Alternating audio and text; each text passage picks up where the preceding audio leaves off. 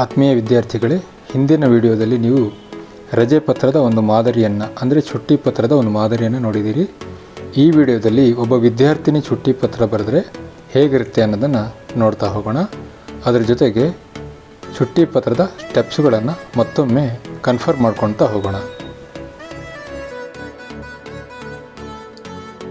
ಈಗ ಇಲ್ಲಿ ರ್ಯಾಂಡಮ್ ಆಗಿ ಪತ್ರದಲ್ಲಿ ಏನೇನಿರಬೇಕು ಎಲ್ಲ ವಿಷಯಗಳು ಇದ್ದಾವೆ.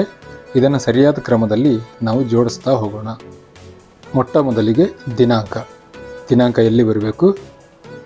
ದಿನಾಂಕವನ್ನು ಇಲ್ಲಿ ನಾವು ಬರೀಬೇಕು.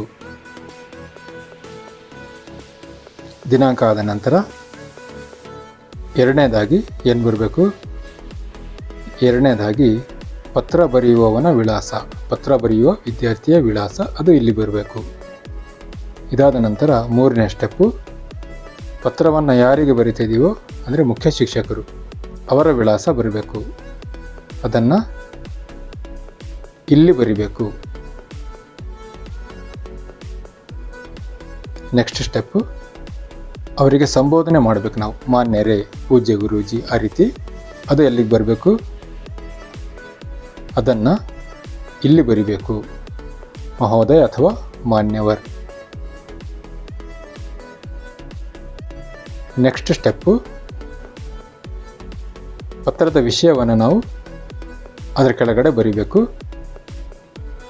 ವಿಷಯ ಚುಟ್ಟಿ ಕೆ ಲಿಯೆ ವಿನಂತಿ ಪತ್ರ, ರಜೆಗಾಗಿ ಪ್ರಾರ್ಥನೆ, ವಿನಂತಿ ಪತ್ರ. Next step, body of the letter, ಪತ್ರದ ಮುಖ್ಯ ಶರೀರ, ಯಾಕೆ ರಜೆ ಬೇಕು ಅನ್ನೋದನ್ನು ನಾವಲ್ಲಿ ವಿವರಿಸಬೇಕು. ಅದು ಪತ್ರದ ವಿಷಯ, ಮುಖ್ಯ ಶರೀರ, ಅದನ್ನು ಇಲ್ಲಿ ಬರಿಬೇಕು. ಇದಾದ ನಂತರ ಧನ್ಯವಾದ ಹೇಳಿಬಿಟ್ಟು ಅಭಿನಿವೇದನ್ ಬರಿಬೇಕು. ಅದನ್ನು ಎಲ್ಲಿ ಬರಿಬೇಕು? ಇಲ್ಲಿ. ಧನ್ಯವಾದ ಆಪ್ಕಿ ಆಜ್ಞಾಕಾರಿ ಛಾತ್ರ, ಛಾತ್ರ ಅಂದರೆ ವಿದ್ಯಾರ್ಥಿನಿ, ಛಾತ್ರ ಅಂದರೆ ವಿದ್ಯಾರ್ಥಿ, ವಿದ್ಯಾರ್ಥಿನಿ ಹೆಸರೇನು? ಸವಿತಾ. ನೆಕ್ಸ್ಟ್ ಸ್ಟೆಪ್ಪು, ಪೋಷಕರ ಸಹಿ.